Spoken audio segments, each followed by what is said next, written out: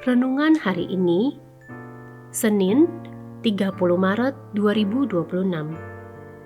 Bacaan Alkitab menurut Kitab Yesaya, pasal 42, ayat 1 hingga 9. Lihat, itu hambaku yang kupegang, orang pilihanku, yang kepadanya aku berkenan. Aku telah menaruh rohku padanya, supaya ia menyatakan hukum kepada bangsa-bangsa. Ia tidak akan berteriak atau menyaringkan suara, atau memperdengarkan suaranya di jalan. Bulu yang patah terkulai tidak akan diputuskannya. Sumbu yang pudar nyalanya tidak akan dipadamkannya. Dengan setia ia akan menyatakan hukum. Ia sendiri tidak akan menjadi pudar dan tidak akan patah terkulai sampai ia menegakkan hukum di bumi. Pulau-pulau mengharapkan pengajarannya. Beginilah firman Allah, Tuhan yang menciptakan langit dan membentangkannya, yang menghamparkan bumi dengan segala yang tumbuh di atasnya, yang memberikan nafas kepada umat manusia yang mendiaminya, dan nyawa kepada mereka yang hidup di atasnya. Aku Tuhan telah memanggil engkau dalam kebenaran, telah memegang tanganmu.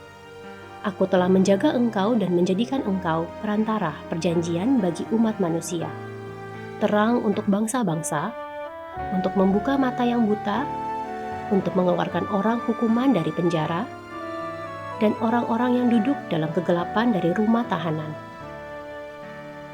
Aku Tuhan, itulah namaku. Aku tidak memberikan kemuliaanku kepada yang lain, atau kemasyuranku kepada patung. Hal-hal yang dahulu diberitahukan sekarang sudah menjadi kenyataan. Hal-hal yang baru hendak kuberitahukan. Sebelum hal-hal itu muncul, aku mengabarkannya kepadamu. Saya yakin dan percaya seluruh umat Kristen mengamini bahwa Allah adalah sosok yang resah dan berpihak pada mereka yang tersisih dan terpinggirkan. Allah rindu agar kasih-Nya dinyatakan dan memulihkan mereka melalui orang-orang pilihan-Nya. Lantas, siapakah orang-orang pilihan Allah itu?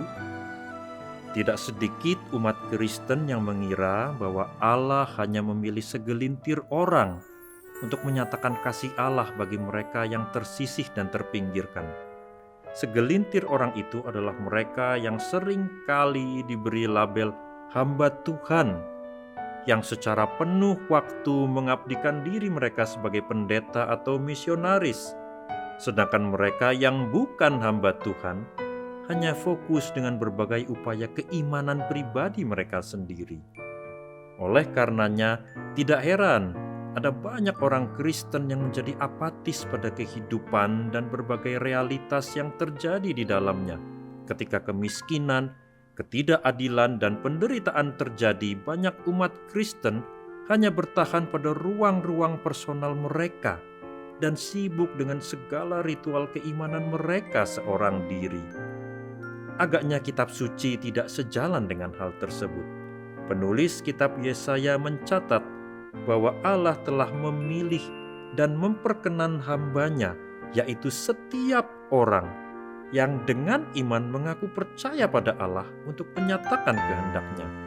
Artinya, setiap orang Kristen adalah hamba-hamba Tuhan yang telah dipilih dan diperkenan Allah untuk mengabarkan berita sukacita bagi mereka yang tersisih dan terpinggirkan.